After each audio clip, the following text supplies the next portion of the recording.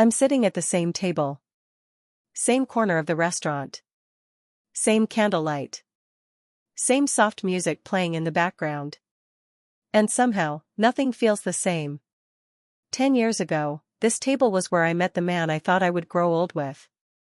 The man who made me laugh until my stomach hurt. The man who promised that no matter what happened in life, we would always be on the same side. Tonight, that man is sitting across from me again. But he feels like a stranger. I'm wearing the exact same dress I wore back in 2016. I didn't plan that part. He asked me to wear it. Said it would make the surprise perfect. The problem is, surprises only feel magical when trust still exists. Right now, trust is the one thing we don't have. The candle between us flickers softly, lighting his face in the same warm glow I remember from a decade ago. If someone walked by our table, they'd probably think this was a romantic anniversary dinner. They'd think we were a happy couple. They wouldn't know that for the last 3 months our house has been filled with silence. Heavy silence. The kind that sits between two people like an invisible wall. They wouldn't know that I almost left.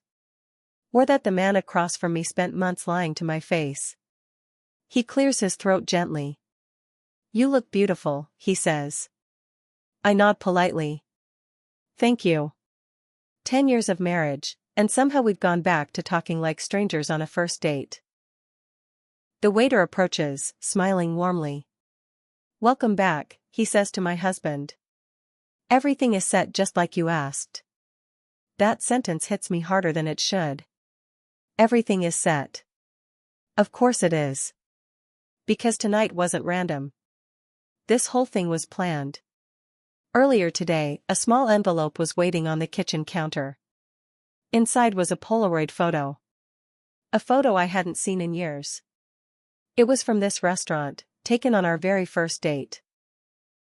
In the picture I'm laughing, my hair falling over my shoulders, looking at my husband like he hung the stars in the sky.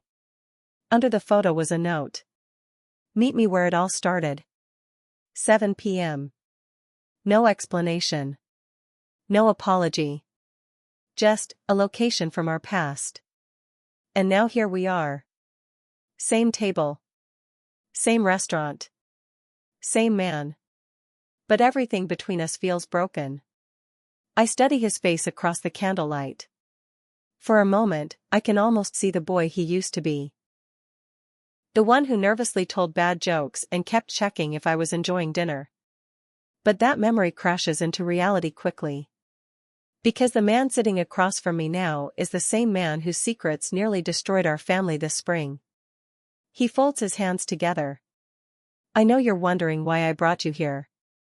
I let out a slow breath. "Oh, I have a few guesses." He looks down at the table for a second. Then back at me. "I needed you to remember how we started." The words hang in the air. Part of me wants to laugh. Another part of me wants to cry.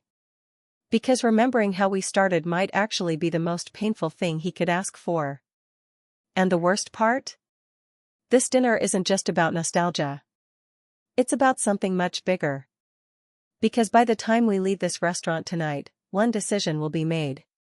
Either we start rebuilding our marriage. Or this is the last dinner we will ever share as husband and wife. And he still has no idea which one I've already started leaning toward. But before I say anything, something unexpected happens. The waiter returns with our menus. Except they're not normal menus. They're copies of the menu from 10 years ago. And suddenly I realize something chilling. He didn't just recreate our first date. He recreated every single detail. Which makes me wonder if tonight is really about love. Or if it's about something he's still hiding. And what he says next will make that question even harder to ignore. And that's when I realized, this night was going to force us to face everything we've been avoiding. The menu in my hands feels heavier than paper should. At first glance it looks normal. Cream-colored paper. Elegant cursive font. The restaurant's name printed neatly at the top. But I recognize it immediately. This isn't the restaurant's current menu. This is the menu from 2016.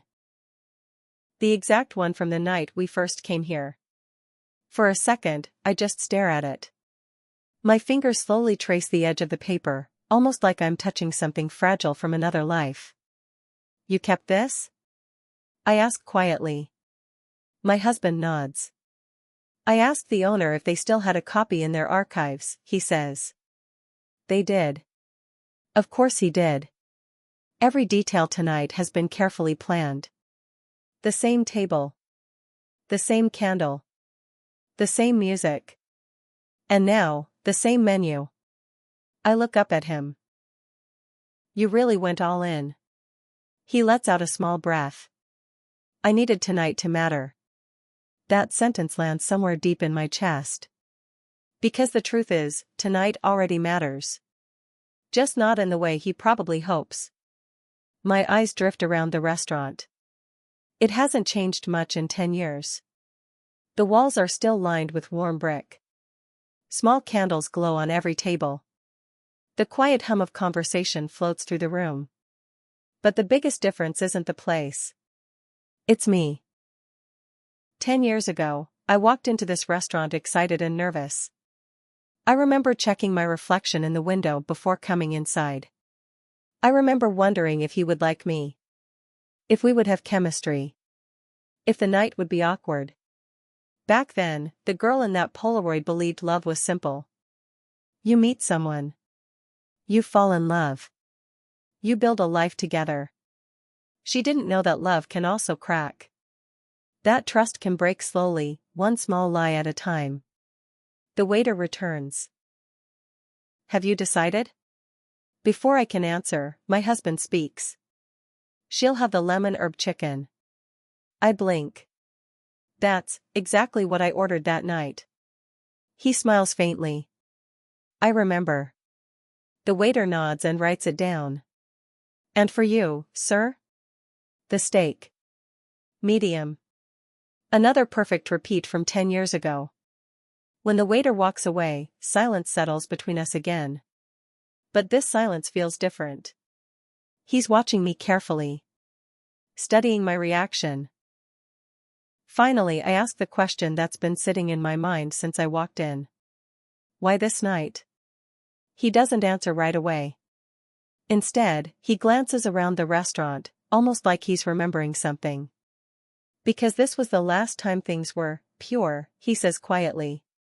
Pure. That word stings more than he probably realizes. Because he's right. Back then there were no secrets. No late-night phone calls that didn't make sense. No strange charges on bank statements. No unexplained absences. Back then, trust wasn't something we had to fight for. It just existed. I lean back slightly in my chair. So what? I say softly, you thought bringing me here would magically fix everything? His expression tightens. No. Then what did you think would happen? For a moment, he struggles to find the words. Then he finally says something that catches me off guard. I thought maybe, if we remembered who we were before everything went wrong, we might figure out if we're still worth saving.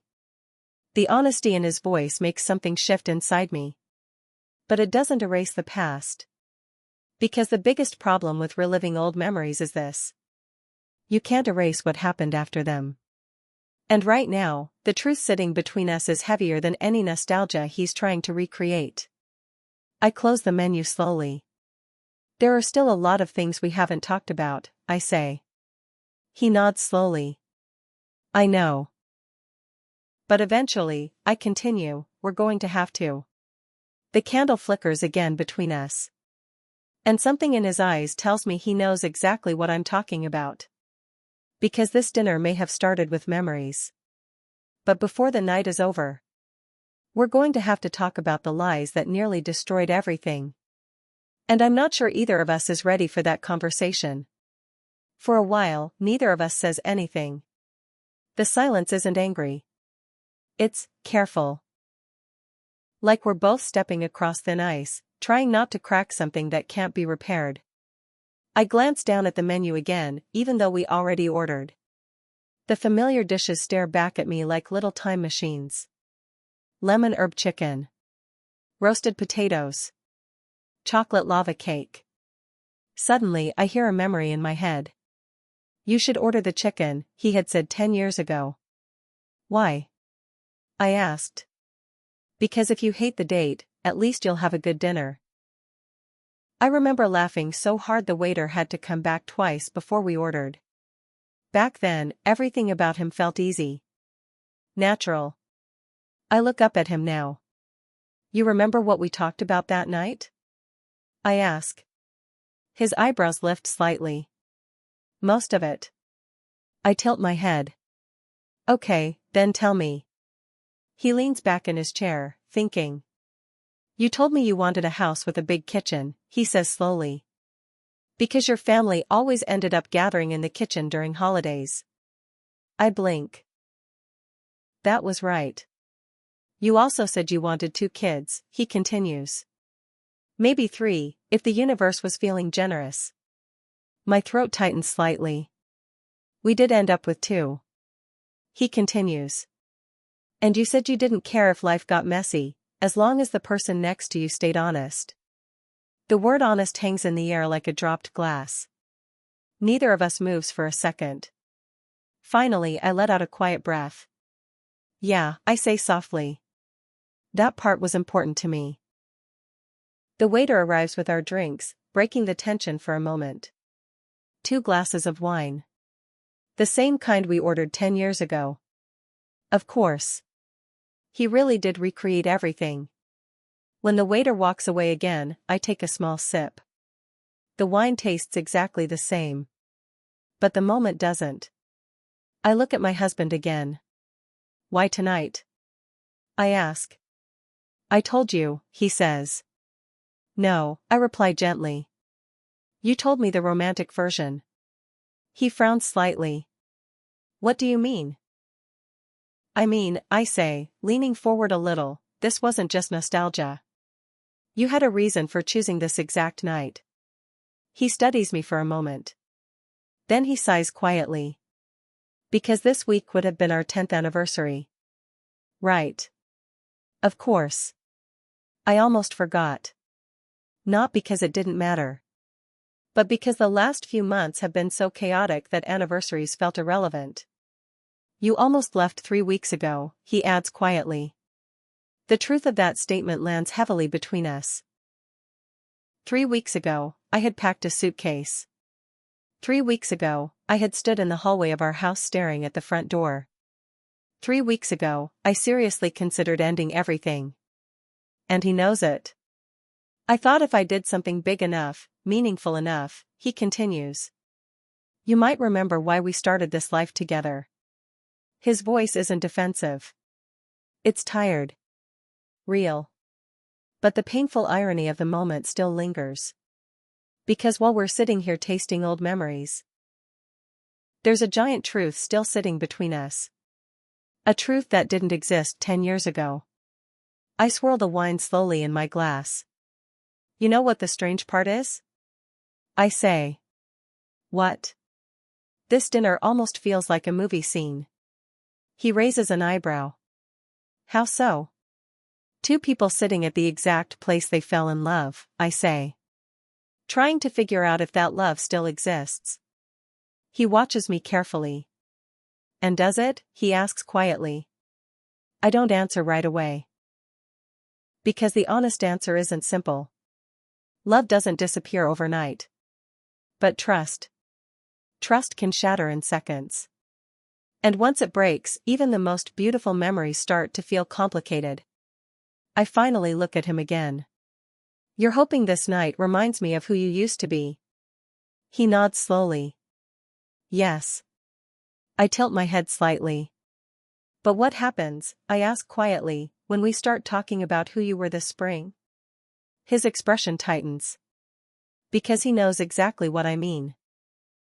And the moment the food arrives, there's no avoiding that conversation anymore. Because the real reason our marriage almost ended is something neither of us has said out loud tonight. But in the next few minutes, we're finally going to. The food arrives at the worst possible moment. Or maybe the most honest one. The waiter carefully places the plates in front of us like this is any other romantic dinner. Lemon herb chicken for me. Steak for him. The smell is warm and familiar. For a second, my brain almost tricks me into feeling comfortable. Almost. The waiter smiles. Enjoy your meal. Then he walks away. And just like that, we're alone again. I pick up my fork but don't take a bite. My husband cuts into his steak, but he doesn't eat either. We both know the nostalgia part of this night is over. Now comes the real reason we're here. You said we should talk about spring, he says quietly. I nod once. Yeah. The candle between us flickers again. For a moment I watch the flame instead of his face. It's easier that way. When did it start? I ask. He already knows what I mean. His shoulders tense slightly. You're talking about the consulting project. I finally look up at him. That's what you called it. His eyes drop to the table. It was supposed to be temporary. That sentence hits a nerve instantly. You keep saying that, I reply, my voice calm but tight. Temporary. Like that word somehow makes the lies smaller. His jaw tightens. I never meant for it to turn into what it did. I let out a quiet breath. That's the thing about lies, I say softly. They rarely stay the size they started. For months this year, he had been working late. That's what he told me. Late meetings. New clients. Pressure from investors. At first, I believed him. Why wouldn't I? 10 years of marriage builds a lot of automatic trust. But then little things started not making sense. A credit card charge from a restaurant he never mentioned. Phone calls that stopped the second I walked into the room. Weekend meetings that somehow never produced actual work. The worst part wasn't discovering the lies. The worst part was realizing how carefully they had been constructed. How long? I ask. He rubs the back of his neck slowly. 3 months. 3 months. 90 days. 90 days of smiling at me across the breakfast table while hiding something that could destroy everything. And when exactly were you planning to tell me? I ask quietly. His voice drops. I didn't know how. I let out a short laugh. That's usually the moment people choose honesty. He finally meets my eyes again. I know. The honesty in that simple sentence almost disarms me. Almost. But the damage is still sitting right here between us. You didn't just lie, I continue. You built an entire second life for 3 months. His voice becomes softer. It wasn't like that. Then explain it, I say. He takes a long breath. I thought I could fix the situation before you ever found out. I stare at him. That was the plan? Yes. And if you succeeded? He hesitates. I would have ended it quietly. That sentence makes something inside me twist. So your solution, I say slowly, was to pretend nothing ever happened.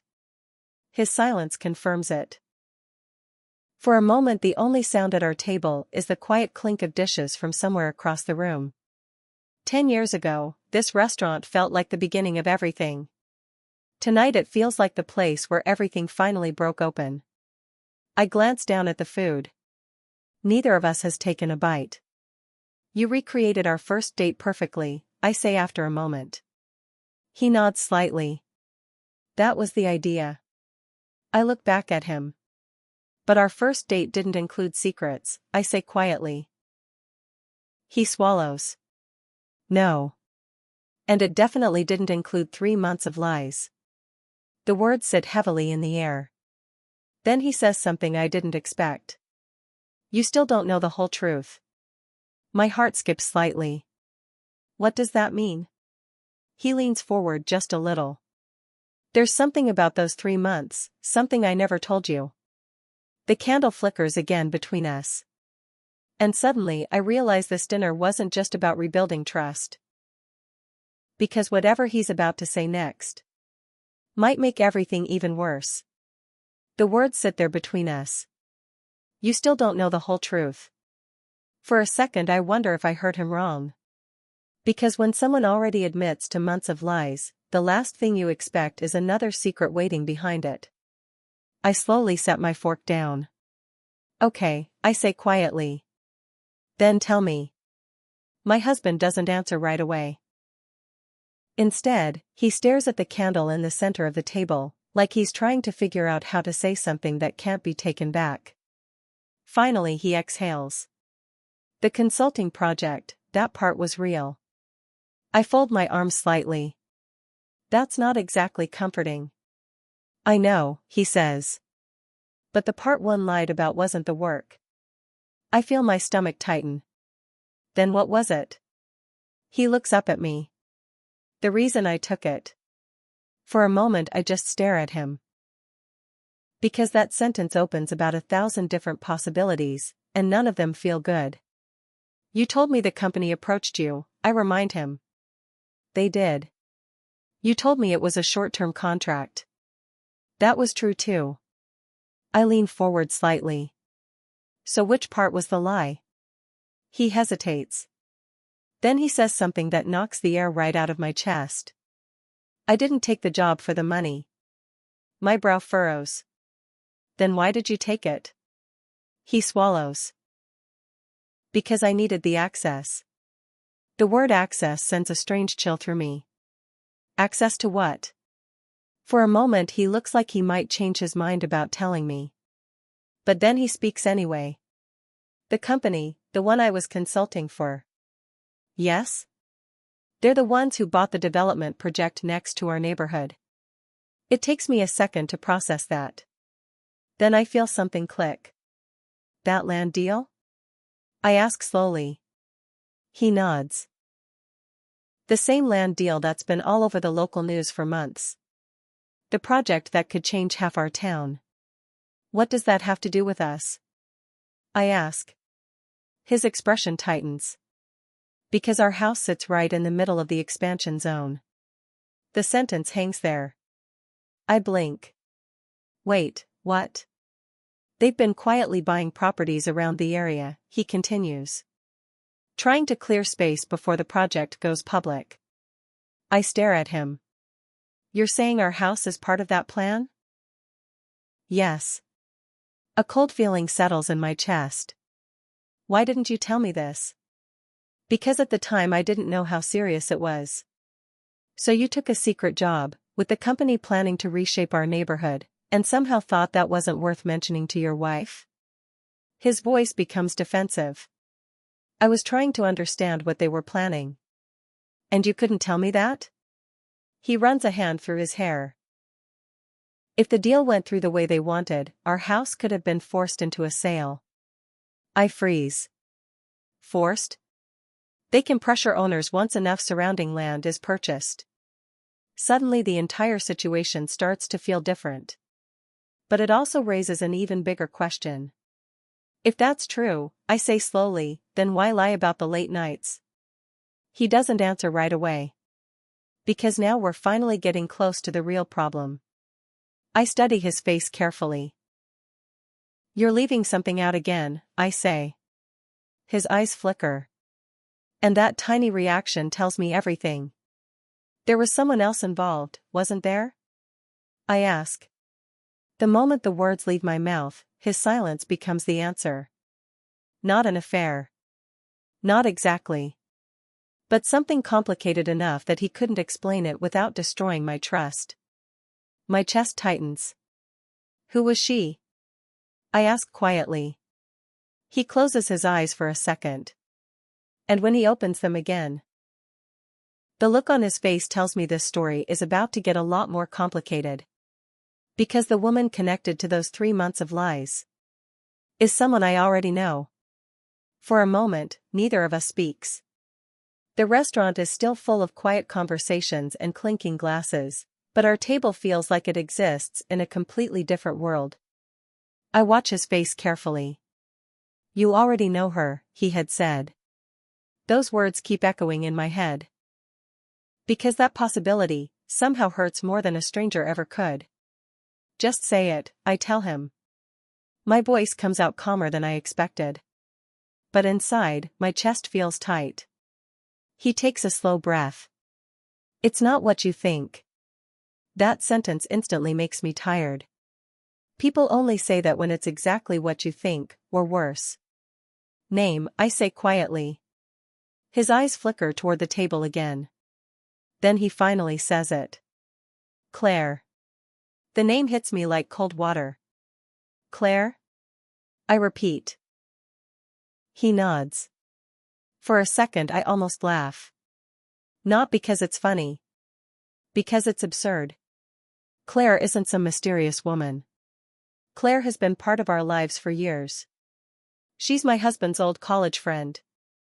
She's been to our house for dinners. She helped organize our daughter's birthday party 2 summers ago. I even helped her move into her new apartment last year. You're telling me Claire is connected to all of this? I ask. Yes. My brain scrambles through memories. Claire sitting at our kitchen table drinking coffee. Claire laughing with our kids in the backyard. Claire texting me recipes. You told me she worked in real estate consulting, I say slowly. She does. And she works for the company behind this development project. Yes. I lean back in my chair, processing. So let me get this straight, I say. You took a secret consulting job with the same company your friend works for. And somehow that didn't seem like information your wife should know? His shoulders sag slightly. I should have told you. That's the understatement of the year. The candlelight flickers again between us. What exactly was she doing? I ask. She was the one who warned me about our neighborhood. My brow furrows. She warned you? He nods. She called me in February. Said the company was preparing a massive land acquisition and our street was part of the map.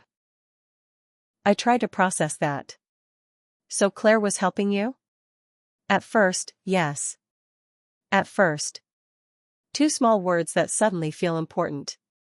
And after that? I ask carefully. He hesitates. That hesitation is all the confirmation I need that the story doesn't end there. What happened after that? I repeat. He rubs his temples slowly. At first it was just meetings, he says. Trying to understand how the deal worked. With Claire. Yes. And those meetings were the late nights. Yes. I fold my arms again. You see the problem, right? He nods. Yes. Because from my perspective, this story looks dangerously close to something else. A husband secretly meeting another woman for months. A woman I trusted. A woman who sat at my dinner table. You told me there was nothing going on between you two, I remind him. There wasn't. But his voice isn't as confident as it used to be. That tiny hesitation makes something inside my chest tighten. You're thinking about leaving something out again, I say. No, he replies quickly. But I can see it in his face. There's still another piece of this story he hasn't told me. Something uncomfortable. Something that might explain why our marriage nearly collapsed this spring. I lean forward slightly. Did Claire know you weren't telling me about these meetings? His silence answers the question. Yes, he finally admits. That one word feels heavier than everything else he's said tonight. Because now it's not just about secrets. It's about 2 people keeping those secrets together. I stare at him. And she was okay with that? She thought I would tell you eventually. But you didn't. No. The candle flickers again. 10 years ago we sat at this same table talking about dreams and future plans. Tonight we're talking about lies, hidden meetings, and a woman who apparently knew more about my husband's life than I did. But the worst part isn't even what he's already told me. It's the look on his face right now. Because it tells me the story of Claire, and those 3 months still isn't finished. And whatever he says next might explain the one question I've been afraid to ask all night. The question that could either save this marriage or end it for good. The candle is almost burned halfway down now. I hadn't even noticed the time passing. Funny how hours can slip by when your entire marriage is being dissected across a dinner table. Claire. Her name still echoes in my head. Not because I think my husband fell in love with her, but because secrets shared between two people create something dangerous, even when romance isn't involved. I watch him carefully. You said the meetings were about the land deal, I say. They were. And Claire was helping you understand what the company was planning. Yes. I tap my fingers lightly on the table. Then why hide it from me? He opens his mouth. Stops. Then finally answers. Because the deeper I got into it, the worse it looked. I narrow my eyes slightly. What does that mean? He exhales slowly. The company wasn't just buying land. A strange chill runs through me. What else were they doing? They were pushing people out. I blink. How? Pressure. Legal loopholes. Low offers. Delays in city permits. Anything that made homeowners feel stuck. The pieces start connecting in my head. So the idea was to make people miserable enough that they'd sell. Yes. And our house? His eyes meet mine. They wanted it. That sentence lands heavy. Our house. The place where our kids took their first steps. The place where we painted the kitchen together on a random Saturday afternoon. The place where 10 years of life happened. They made an offer? I ask. Not directly. Then how? They were planning to go through the city. My stomach tightens. Eminent domain? He nods slowly. The room suddenly feels colder. They can't just take people's homes, I say. They can if the project is labeled public development. I stare at him. So you took the consulting job to stop them? Yes. That part of the story finally makes sense. But it still leaves the biggest question hanging in the air. Because protecting our house doesn't explain 3 months of secrecy. Or the strange distance that started creeping into our marriage this spring. You're still skipping something, I say quietly. He looks confused. What do you mean? Those meetings, I continue. They didn't just stay professional, did they? He straightens slightly. They were professional. But they also became personal. He hesitates. Just for a second. But that second is enough. See? I say softly. That pause right there. His shoulders drop. We talked sometimes, he admits. About the project? At first. And later? His voice lowers. About life. A slow ache spreads through my chest. Life? Yes. I nod slowly. So while I was at home wondering why my husband felt distant, he was having deep conversations with someone else. It wasn't like that. I let out a quiet breath. Every person who says that believes it. The candle flickers again. For a moment he just watches me. Then he says something I didn't expect. I never crossed that line. My eyes search his face carefully. Never? Never. Part of me wants to believe him. 10 years together builds instincts about a person. But betrayal doesn't always start with something physical.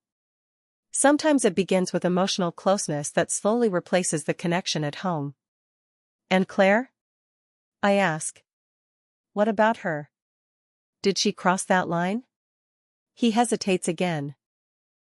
This time longer. Then he shakes his head. No. But something about that answer doesn't sit right. Not because he's lying. Because he's avoiding something else. Something even more complicated. I lean forward slightly. Did she want to? The question lands like a dropped glass between us. He doesn't answer right away. And that silence tells me everything. Because the moment someone else develops feelings inside a secret situation, nothing stays simple after that. But the next thing he says changes the entire direction of the story. Claire isn't the reason our marriage almost ended, he says quietly. I frown. Then what is? He looks directly into my eyes. The reason everything fell apart is something you still don't know. My heart sinks. Because tonight already feels like too many truths. And somehow there's still one more waiting. And whatever it is, it's the one thing he's been afraid to say since the moment this dinner started. When someone says, there's something you still don't know, your mind starts racing. Mine certainly does. Affair. Debt. A second family somewhere.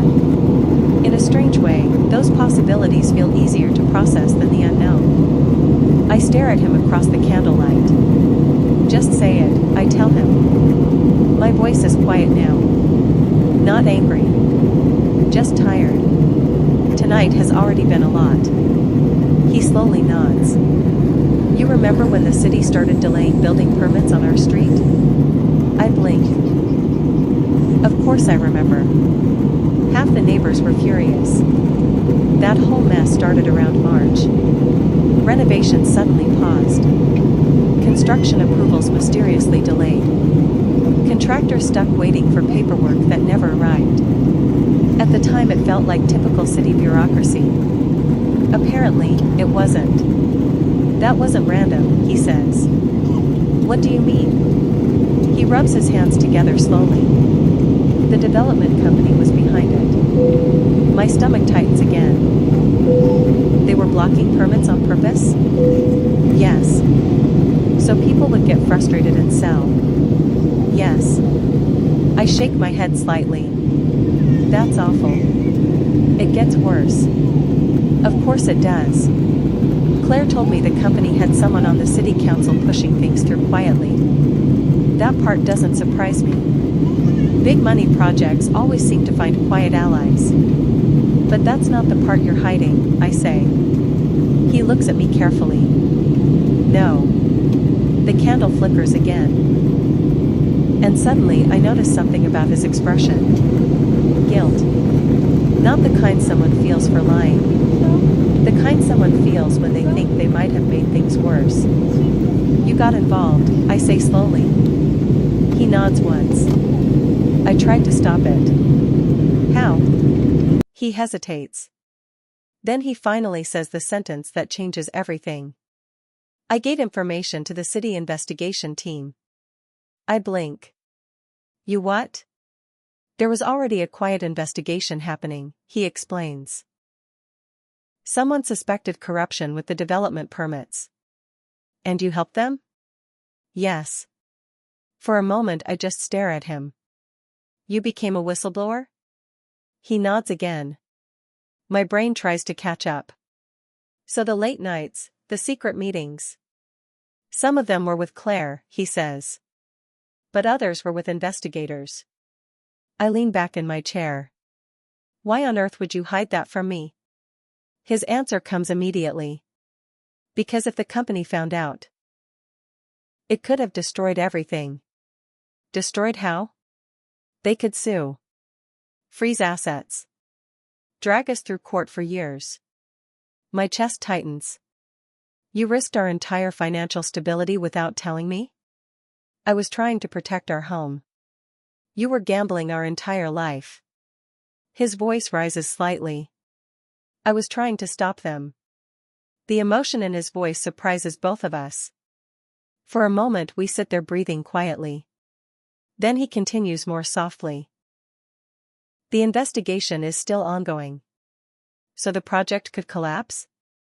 Yes. And if it does? People keep their homes. Including us. The thought should feel comforting. Instead it feels complicated. Because if this is true, it means the entire story I believed about his secret life might not be the whole picture. You could have told me, I say quietly. I know. I would have supported you. I know. The problem with secrets is this. Even when the reason sounds noble later, the damage of hiding them still happens. And Claire? I ask. What about her? Does she know you talked to investigators? His expression tightens. Yes. And? She warned me to be careful. Something about that answer makes my stomach twist again. Just careful? He hesitates. Then he says something that sends another chill through me. She told me the company might already suspect someone inside was leaking information. I feel my heartbeat pick up. Suspect who? He looks straight at me. That's the problem. My voice drops. What problem? He exhales slowly. They don't know it's me. For a moment I don't understand. Then the implication lands. If they don't know it's you, I whisper. He nods. They're trying to figure out who it is. A heavy silence settles over the table. Because suddenly this story isn't just about marriage problems anymore. It's about something much bigger. Something dangerous. I look at him carefully. And how exactly are they trying to find out? He leans slightly forward. And the next thing he says makes the entire night feel even more complicated. By watching the people closest to me. Which means, whether I knew it or not, I might already be part of a situation far bigger than our broken trust. And the realization of that changes everything about this dinner. For a moment I honestly forget where we are. The restaurant fades into the background. The quiet music. The candlelight.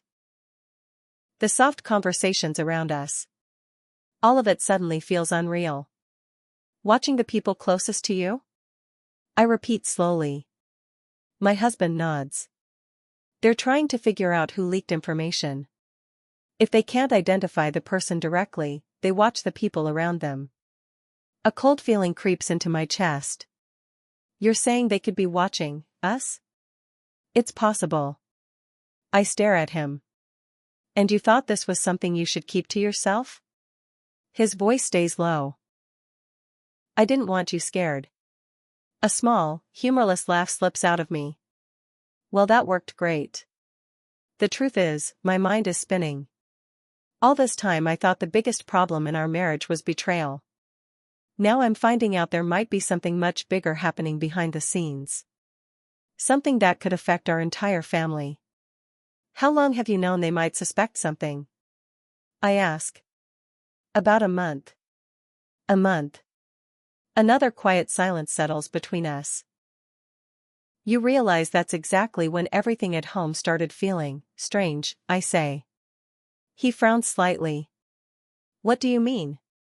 I lean forward. The black SUV that kept parking across the street.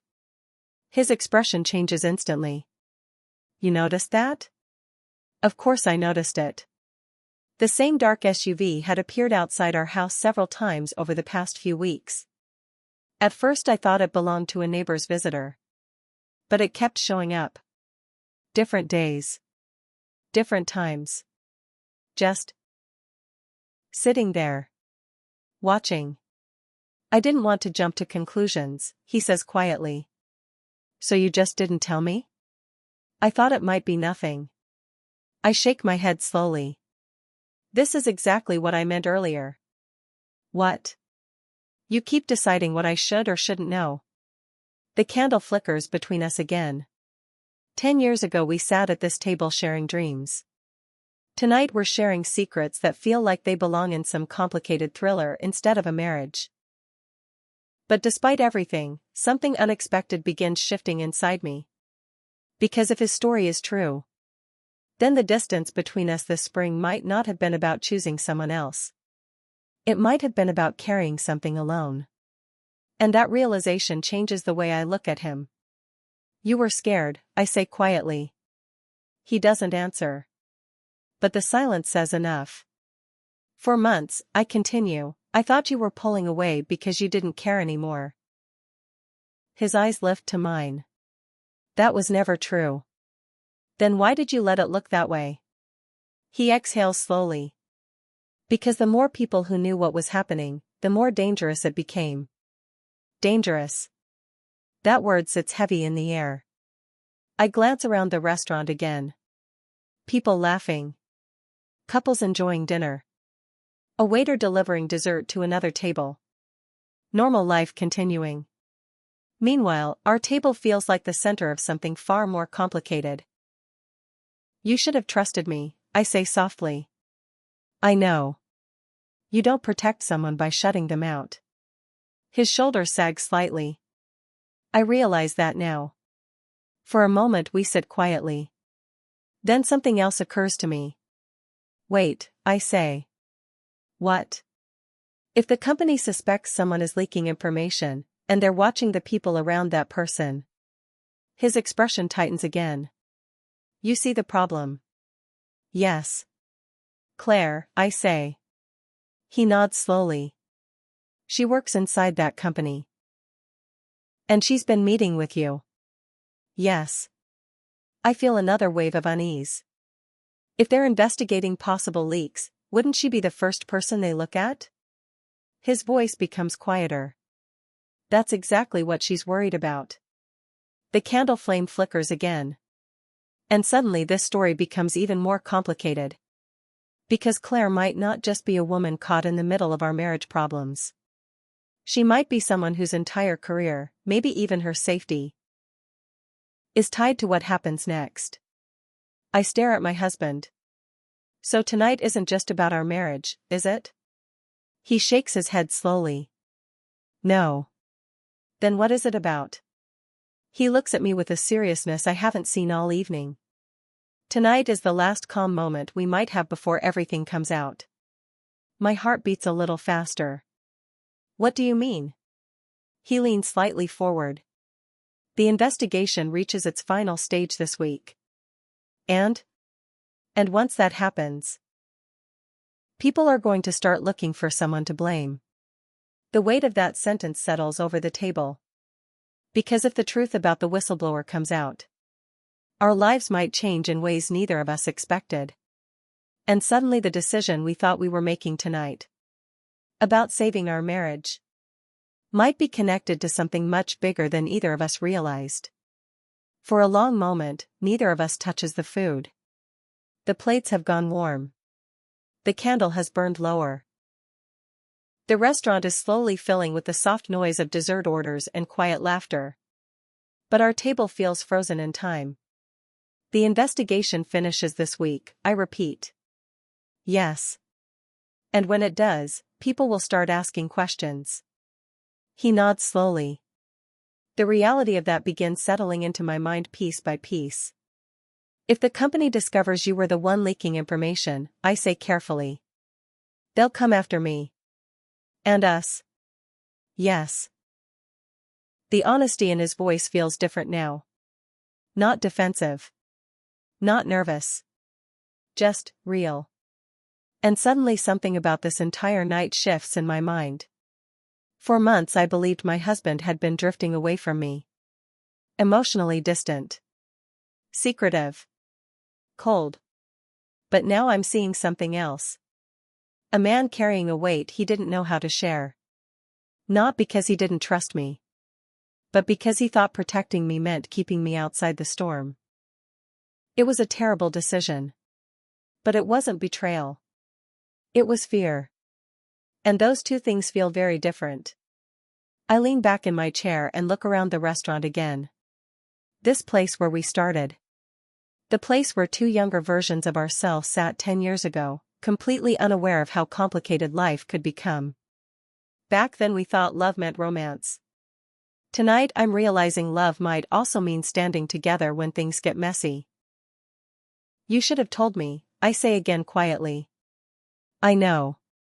But you were trying to protect us. Yes. I watch him carefully. For months I thought you were building a life somewhere else. His eyes soften slightly. There was never another life. Just a dangerous situation. He nods. And a lot of bad decisions. We both let out a small breath at the same time. It's strange how honesty can shift the entire feeling in a room. The tension hasn't disappeared. But it's different now. Less like two opponents sitting across from each other. More like two people trying to understand the same complicated story. The waiter appears again. Would you like dessert? My husband and I glance at each other. 10 years ago we ordered chocolate lava cake. Shared it with 2 forks. I almost say no. Tonight doesn't exactly feel like a dessert kind of night. But then my husband surprises me. Yes, he says. 1 lava cake. The waiter smiles and walks away. I raise an eyebrow. Still committed to recreating the whole evening? He shrugs slightly. I figured we've come this far. I let out a small laugh. The first real laugh of the night. It feels strange. But also, necessary. For a moment we sit quietly again. Then I ask the question that matters most. So what happens now? He studies the candle flame for a second. The investigation finishes. And then? If the corruption gets exposed, the project could collapse. And our house? We keep it. And if the company figures out you were involved? He doesn't answer right away. But the silence gives me the answer. Life could get very complicated. Legal battles. Financial pressure. Public attention. The kind of chaos most families never expect. The dessert arrives a few minutes later. The same small chocolate cake. Warm chocolate slowly spilling out as the waiter cuts it. Exactly like 10 years ago. My husband slides the second fork toward me. Some traditions are worth keeping, he says quietly. I look at the cake. Then at him. Then I take the fork. Not because everything is magically fixed. But because something important became clear tonight. Our marriage didn't almost end because we stopped loving each other. It almost ended because we stopped trusting each other with the hard parts of life. I take a small bite. The cake tastes exactly like I remember. Rich. Warm. Familiar. Funny how some things stay the same even when everything else changes. We finish dessert quietly. Then the check arrives. And just like that, the recreated first date is over. But the real question still waits outside this restaurant. Because once we walk out that door, we return to the messy reality of 2026. And the decision we came here to make. Whether we rebuild this marriage. Or finally let it go. The restaurant door closes behind us with a soft click. Just like that, the warm candlelight and quiet music disappear. Outside, the night air feels cooler. Realer. Cars pass slowly on the street. The glow of city lights reflects off the pavement. Life moving forward the way it always does, whether people are ready or not. For a moment we just stand there. Side by side on the sidewalk. 10 years ago, we left this same restaurant laughing. Talking about music, movies, ridiculous childhood stories. That night we walked for almost an hour because neither of us wanted the date to end. Tonight feels very different. But strangely, it also feels honest. I forgot how cold it gets here at night, I say quietly. He nods. You said that on our first date too. I glance at him. You remember that? You asked if I planned the weather to make you accept my jacket. A small smile slips onto my face before I can stop it. You were very proud of that move. I was. For a few seconds, the tension eases again. Then reality settles back in. The investigation. The company. The secrets. And our marriage sitting somewhere in the middle of all of it. So this is it, I say. He looks at me. What do you mean? The part where we decide what happens next. His shoulders rise and fall slowly as he breathes. I guess it is. A car drives past us. Its headlights sweep briefly across the street before disappearing again. For a moment neither of us speaks. Then I ask the question that's been waiting all night. If everything explodes this week, are you ready for what comes with that? He doesn't hesitate this time. Yes. Even if it gets ugly? Yes. Even if the company fights back? He nods. I couldn't live with myself if I stayed quiet. I study his face carefully. There's something different about him now. Not the nervous man who kept secrets for months. The man standing here looks certain. And oddly enough, that certainty reminds me of the person I fell in love with years ago. The one who believed doing the right thing mattered, even when it wasn't easy. You should have trusted me enough to tell me, I say softly. I know. You don't protect someone by shutting them out. He nods again. I understand that now. The street grows quieter as the evening moves toward night. Then he asks something carefully. So where does that leave us? The question hangs between us. For months I thought the answer was obvious. Leave. Protect myself. Protect the kids. Walk away from someone who felt like a stranger. But tonight complicated that story. Because the man sitting across from me at dinner wasn't living a secret life. He was living a difficult one. And he handled it badly. But badly doesn't always mean unforgivable. I take a slow breath. When I walked into that restaurant tonight, I say, I thought this dinner was just a distraction. A distraction? Something dramatic you plan to avoid the real issues. He watches me carefully. And now? I glance back at the restaurant door behind us. Now it feels like something else entirely. A reminder of where we started. Not perfect. Not innocent. But real. Now I think you were trying to remind both of us who we used to be. And did it work? I pause. Because the honest answer is complicated. But before I can say it, something unexpected happens. Across the street, a familiar vehicle slowly pulls away from the curb. A black SUV. The same one that had been parked outside our house. My husband notices it too. Our eyes meet. Neither of us says anything for a moment. Because suddenly the quiet street doesn't feel quite so peaceful anymore. And the reality of everything he told me inside the restaurant suddenly feels much closer. Much more real. But the decision about our marriage, the one we came here to make, still hasn't been spoken out loud. And the answer to that question might determine how we face whatever happens next. The black SUV slowly disappears down the street. Neither of us moves for a few seconds. The night suddenly feels heavier. Like the quiet air itself is watching us. Well, I say softly, that's comforting.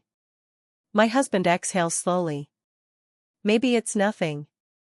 I look at him. You don't actually believe that.